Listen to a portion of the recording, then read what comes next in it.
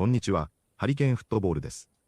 今回の教材は、リーズユナイテッドの田中碧に関する動画です。リーズユナイテッドは、プレミアリーグ第22節で、フラムと対戦し、後半アディショナルタイムのヌメチャのゴールにより、1対0で勝利しました。田中碧は、81分から途中出場し、時間は短く見せ場は多くなかったものの、得点シーンでは、中盤でアンパドゥと共にボールを奪い、拾ってアンパドゥと共にボールを奪い、パドゥがそのままサイドに走り込んだのを見て、そのままダイレクトで浮き球のボールを蹴り、アンパドゥがワンタッチでクロスを上げて、ゴールにつながりました。短い時間でまたも仕事をした田中碧ですが、明らかにファルカには過小評価されており、アントン・スタックが負傷を離脱したこの試合でも、先発に起用されたのは、田中碧ではなくグルエヴでした。ワンリーズのコーナーも、いつも通りではありますが、グルエヴを評価しつつも、田中碧を出すべきだと話しています。実際にどのように話しているのか、チェックしてみましょう。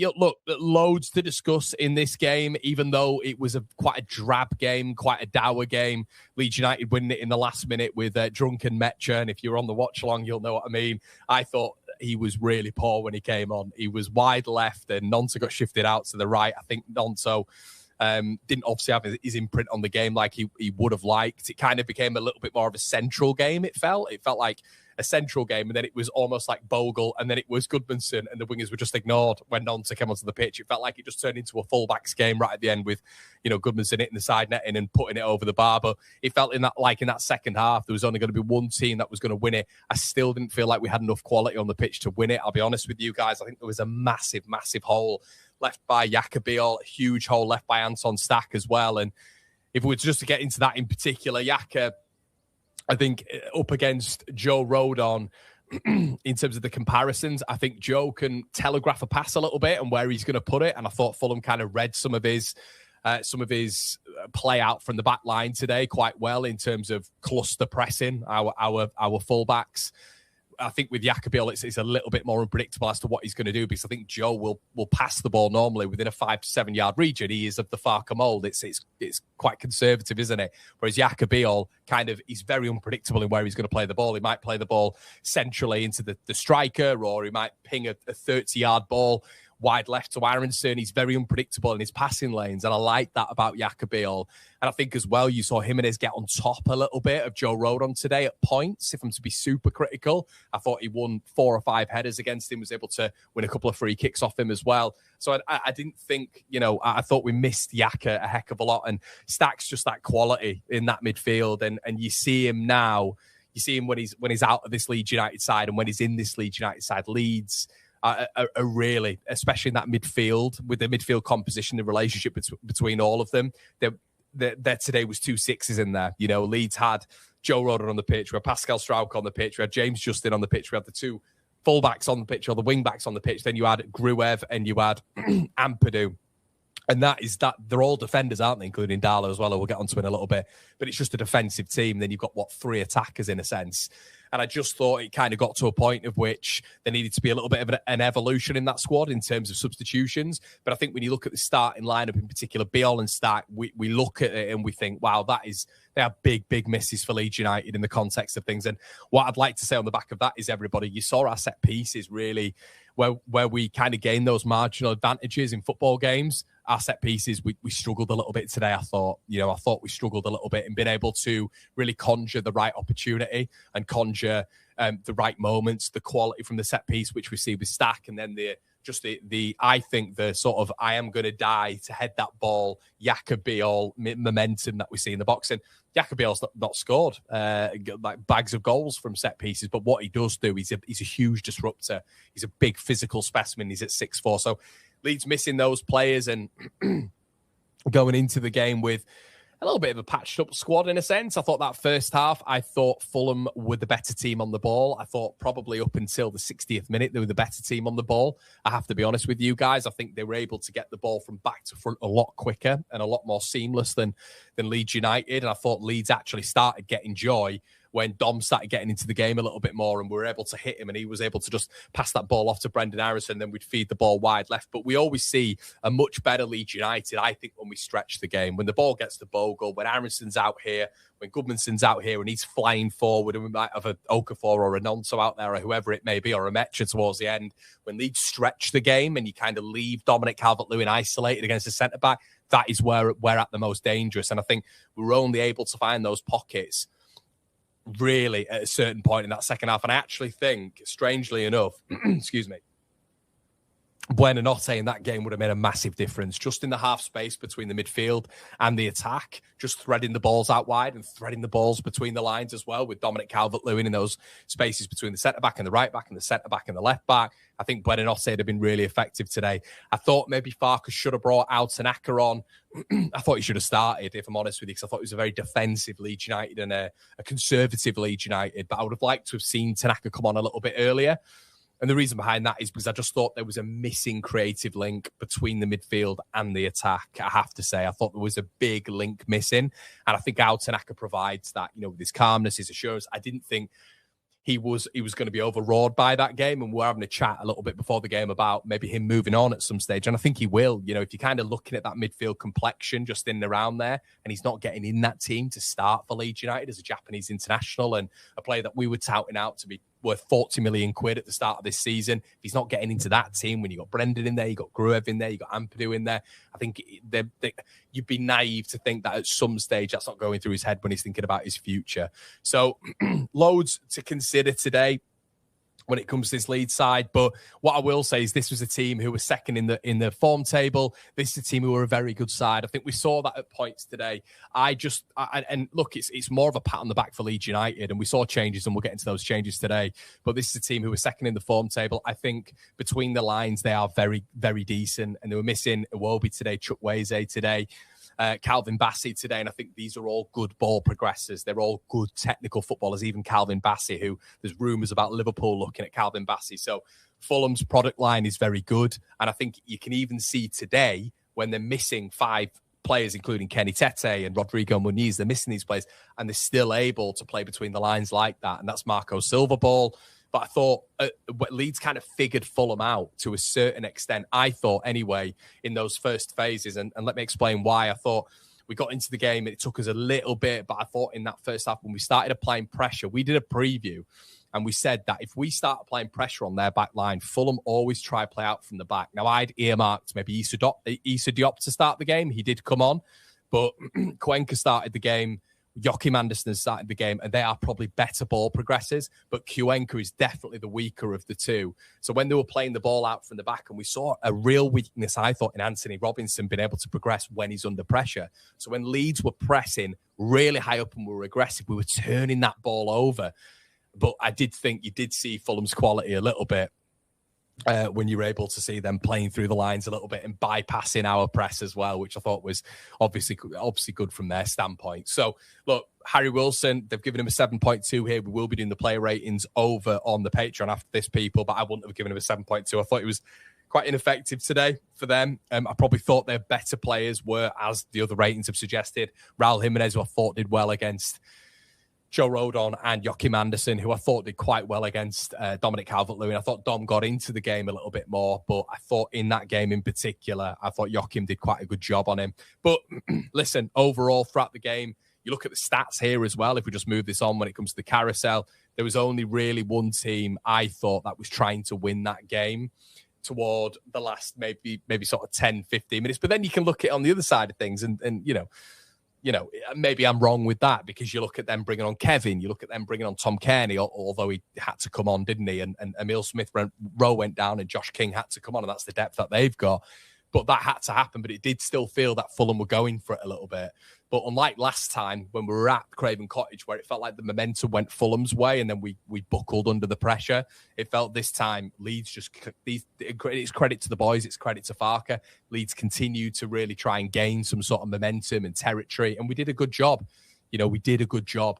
And it felt like, you know, even though they were throwing attacking bodies on, we did start to throw attacking bodies on. As I've mentioned, I brought Tanaka on a little bit early because I thought we missed that technical link between the midfield and the attack.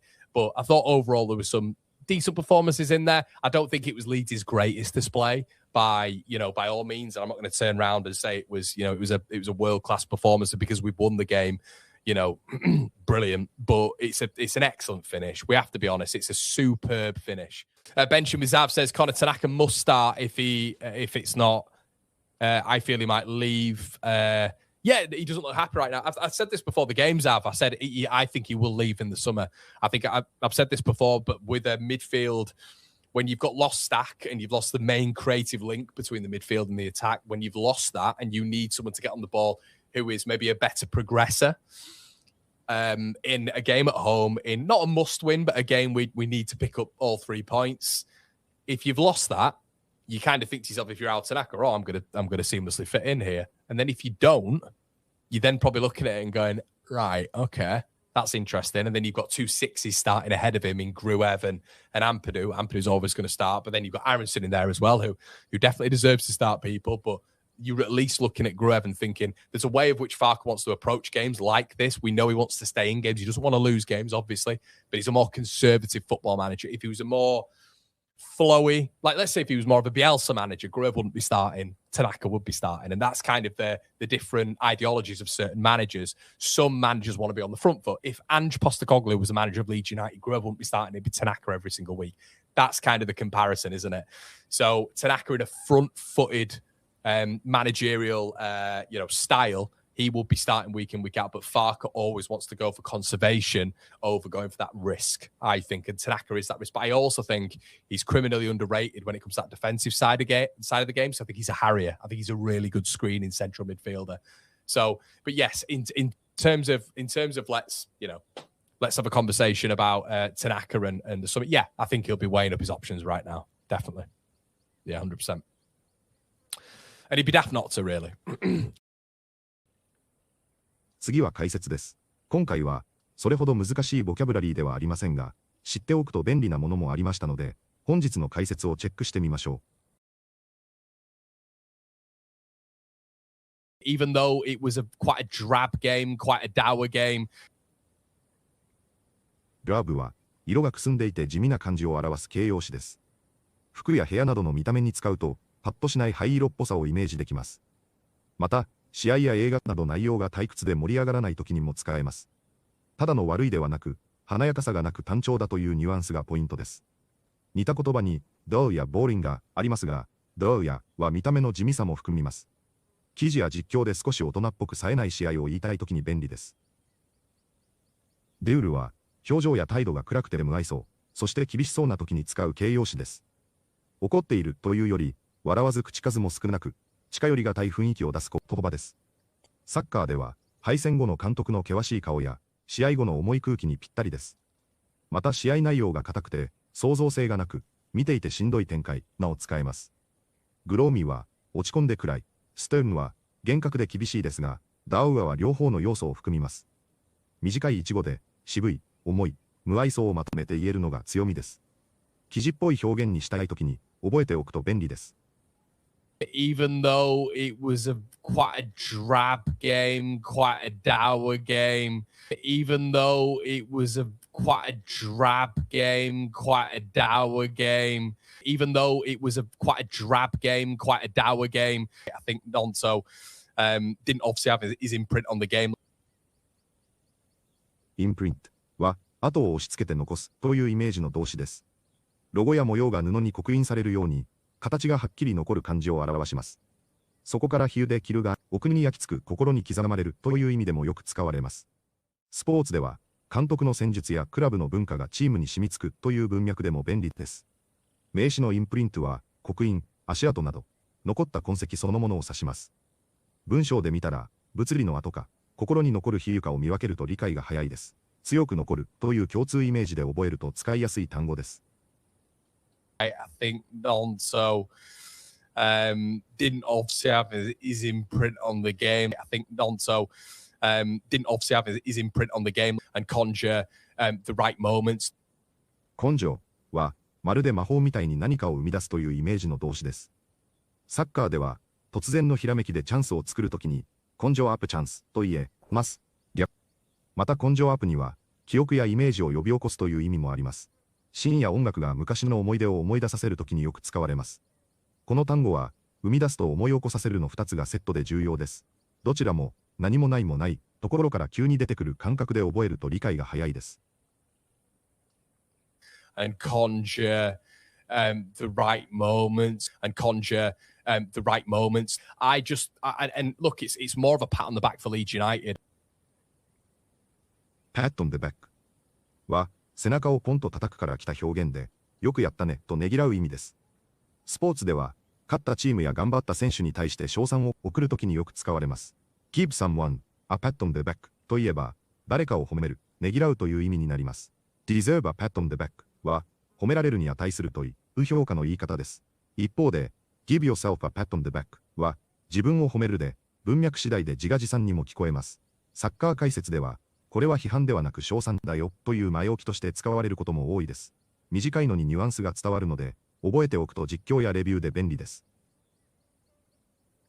And look, it's more of a pat on the back for Leeds United. And look, it's more of a pat on the back for Leeds United. We'll be doing the play ratings over on the Patreon after this, people. ペチロンは、クリエイターがファンから継続支援を受け取るためのサービス名です。